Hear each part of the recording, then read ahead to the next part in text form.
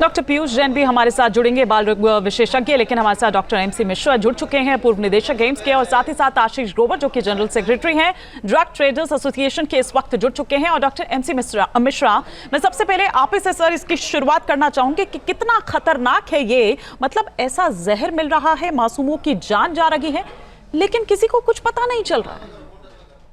बिल्कुल, ये बहुत दुर्भाग्यपूर्ण है कि ये मिलावट हुई, क्यों हुई, ये तो जो कंपनी के केमिस्ट हैं और जिन लोगों पे जब कार्रवाई होगी और जब उनसे क्वेश्चनिंग होगी इस बारे में जांच में, तब पता लगेगा कि ये पदार्थ क्यों मिलाया गया। क्योंकि अगर उसको स्वीटन करना है तो उसके लिए तो और बहुत सारे पदार्थ आते हैं। जैसे आप देखिए कि सेक्रोज है ना, ये डाइथाइलिन अल्कोहल, तो ये ग्लाइकॉल तो बेसिकली एक तो बिल्कुल जहर है हर तरह से।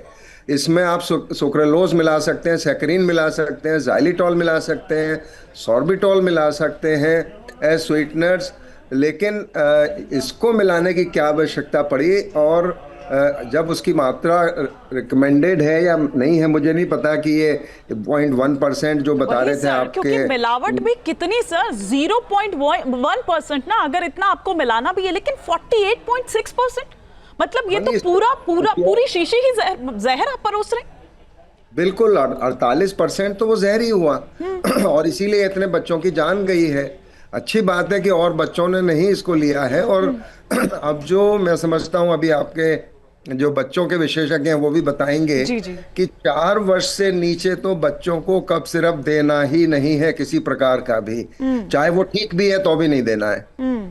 और 4 से 6 वर्ष के बीच में बिना बच्चों के विशेषज्ञ के परामर्श के कफ सिरप नहीं देना है। उनके और तरीके हैं जो उनको खांसी में मदद कर सकते हैं, जैसे खांसी होती है बच्चों को, लेकिन उसके लिए आप स्टीम इनहेलेशन कीजिए, गोदी में बैठा के थोड़ा स्टीम चला दीजिए, केटल में वाटर बॉईल करिए, उसके पास बैठा लीजिए, या सलाइन की ड्रॉप्स डाल दीजिए नाक में साफ करने के लिए। 1 साल से अधिक उम्र का है तो उसको थोड़ा शहद दे सकते हैं जी। ये बिल्कुल ये कुछ घरेलू नुस्खे जो आप यहाँ पर बता रहे हैं। और हमारे साथ जुड़ चुके हैं खुद डॉक्टर पीयूष जैन। डॉक्टर जैन, आपसे मैं समझना चाहूंगी यही बात जो डॉक्टर एमसी मिश्रा यहाँ पर उठा रहे हैं कि माता पिता क्या करें, और सबसे बड़ी बात तो ये कि ये कफ सिरप कितने साल से स्टार्ट किया जाना चाहिए? क्योंकि आजकल तो क्या होता है कि माता पिता एक बार कंसल्ट करते हैं डॉक्टर से तो उनको लगता है सर्दी जुकाम हुआ है, चलिए वापस वही दे देते हैं जो डॉक्टर ने पहले प्रिस्क्राइब किया था। आप क्या सजेस्ट करेंगे?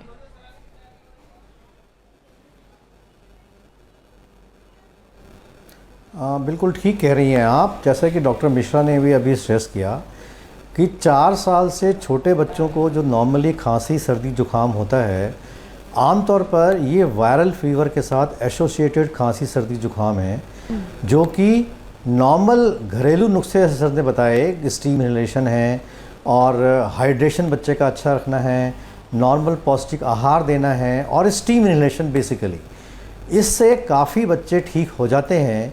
लेकिन अगर ब्रोंकाइटिस वाला कफ है, खांसी हो रही है, एस्थमा वाली जो ब्रोंकाइटिस होती है उसकी वजह से, या इरिटेटिंग कफ है जिसमें हमें कई बार सेंट्रली एक्टिंग कफ सप्रेसेंट देने पड़ते हैं, उन कंडीशंस में तो कफ सिरप दिया जाता है। अदरवाइज़ नॉर्मली 4 साल से छोटे बच्चों में हम लोग अवॉइड ही करते हैं।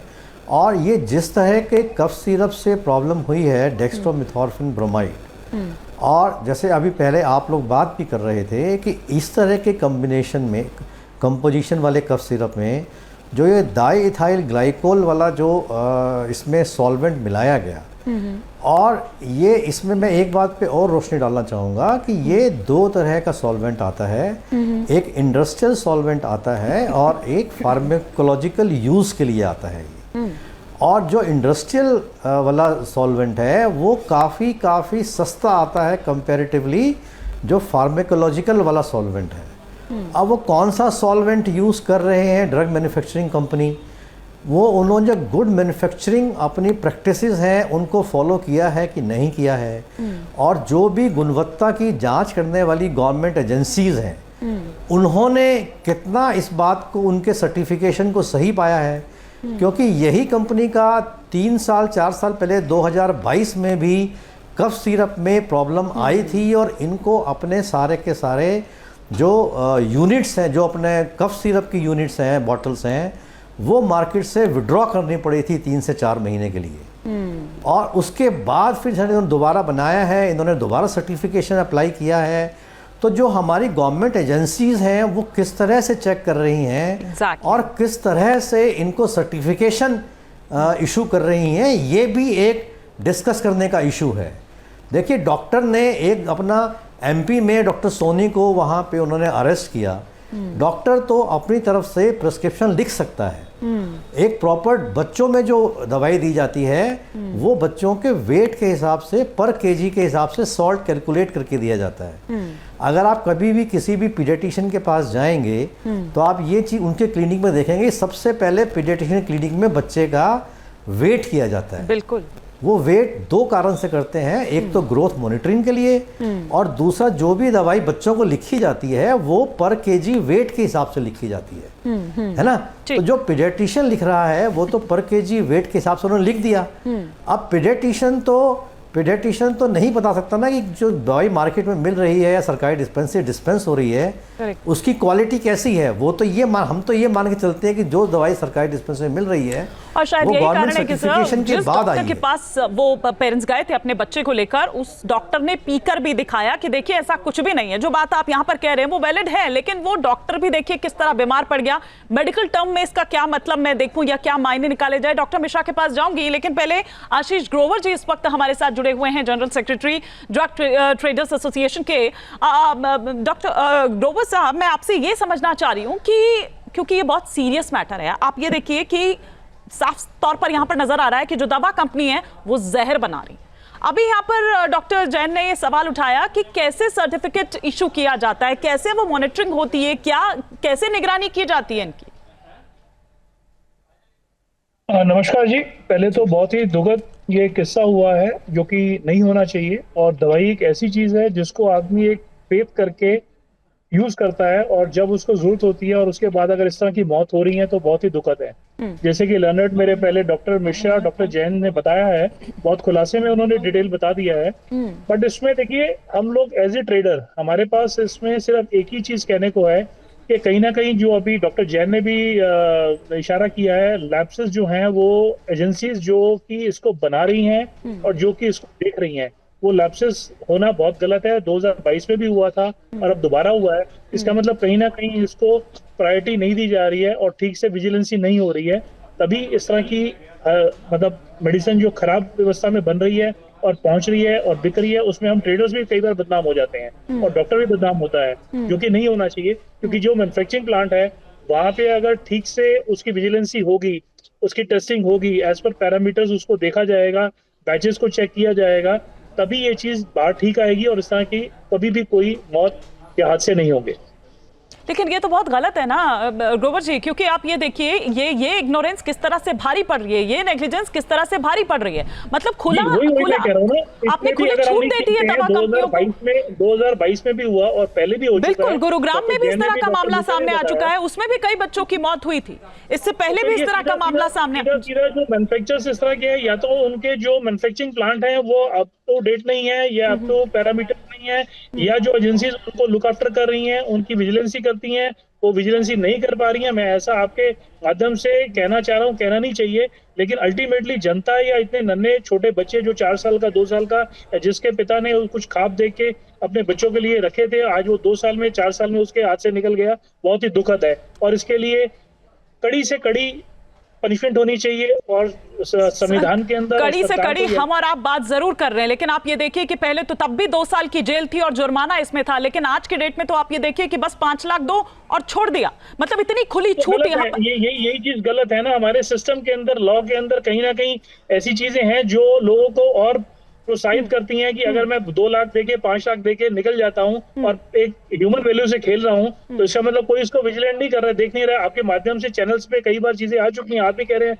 डॉक्टर साहब ने भी सारा बड़ी डिटेल में बताया है, तो फिर कोई ना कोई सुनने वाला है या नहीं है, ये क्वेश्चन पैदा होता है। ठीक है, मैं लौटूंगी इसी सवाल के साथ, लेकिन डॉक्टर मिश्रा हमारे साथ जुड़े हुए हैं। डॉक्टर मिश्रा, जैसे कि अभी डॉक्टर जैन भी यहाँ पर कह रहे थे कि डॉक्टर ने तो यहाँ पर लिख दिया अपने प्रिस्क्रिप्शन में कि आप ये दवा ले लीजिए, अब यहाँ पर अब उससे आगे उनकी गारंटी नहीं है ना कि कितना क्या मिलावट हो रही है, किस तरह से क्या। मैं ये मेडिकल टर्म में आपसे समझना भी चाहूंगी कि इसके मायने क्या है। जैसे कि एक एग्जाम्पल मैंने दिया था कि वो पेरेंट्स उस डॉक्टर के पास लेकर गए जिन्होंने ये प्रिस्क्राइब किया था, क्योंकि जाहिर सी बात है उनको लगा कि भाई ये डॉक्टर ने किस तरह की दवा दे दी, हमारा बच्चे की मौत हो गई। उस डॉक्टर ने खुद पी के दिखाया, उन्होंने कहा कि देखो कुछ भी नहीं हुआ, लेकिन 3 घंटे के भीतर ही वो डॉक्टर बीमार पड़ जाते हैं। एम्बुलेंस का जो ड्राइवर है उसको भी पिलाया जाता है, तो वो भी बताता है कि किस तरह की परेशानी मेरे को यहां पर हो रही है। बिल्कुल यही मैं कह रहा हूं बार बार पिछले कई दिन से आपके माध्यम से कि इतना अगर टॉक्सिक, ये इंडस्ट्रियल टॉक्सिक सब्सटेंस मिला होगा तो हम किसी को भी, कोई भी एडल्ट भी इससे ग्रसित होगा और उसकी भी मृत्यु हो सकती है, क्योंकि ये एक तरह का टॉक्सिक सब्सटेंस है और ये कोई भी लेगा। अच्छा, बच्चे के लिए मैं सिर्फ यही कहूँगा, आगे आने वाले जो समय है उसमें हमारे डॉक्टर्स को भी ये जानकारी प्रदान करना बहुत आवश्यक है कि भाई 4 साल से कम उम्र के बच्चे को तो कफ सिरप देना ही नहीं है। अगर उसकी गुणवत्ता ठीक भी है तो भी नहीं देना है उसको। एक बात तो गांठ बांध ले सभी डॉक्टर्स, इसको बड़ी जल्दी से कफ सिरप लिख देते हैं। और दूसरी बात यह कि 4 से 6 वर्ष के बीच में है तो जैसे डॉक्टर जैन को परामर्श लें या जो भी बच्चों के विशेषज्ञ हैं उनसे बिना परामर्श लिए कफ सिरप नहीं देना है। सबसे महत्वपूर्ण बात है, मुझे नहीं पता ये 16 बच्चे या 18 बच्चे जिनकी दुखद दुर्घटना हुई है, मृत्यु हुई है, उसमें से कितने 4 वर्ष से कम है, कितने 6 वर्ष से कम है और कितने 6 वर्ष से लेके 15 वर्ष तक के बच्चे हैं इसमें। ये भी एक आंकड़ा निकल के आना चाहिए, क्योंकि उससे भी हमें अंदाज लगेगा कि छोटे, बहुत छोटे बच्चों को नुकसान ज्यादा हुआ है या बड़े बच्चों को भी नुकसान हुआ है। अभी तक ये डेटा आया नहीं है। आप लोग अगर इसको कलेक्ट करा सकते हैं तो ये कलेक्ट कराएं अपने जो आपके बिल्कुल सर, और हमारी पूरी ये कोशिश है और इस से। कार्यक्रम को करने का मकसद भी बिल्कुल यही है और उम्मीद कर रही हूं कि जो भी पेरेंट्स हैं या डॉक्टर्स जो सलाह आप यहां पर दे रहे हैं वो उसे जरूर फॉलो करेंगे। बहुत शुक्रिया डॉक्टर मिश्रा, डॉक्टर जैन और आशीष गोवर जी हमारे साथ जुड़ने के लिए इस चर्चा में।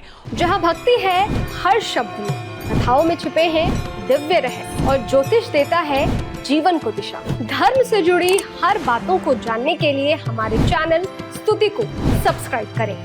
चैनल पर जाने के लिए इस लिंक पर क्लिक करें।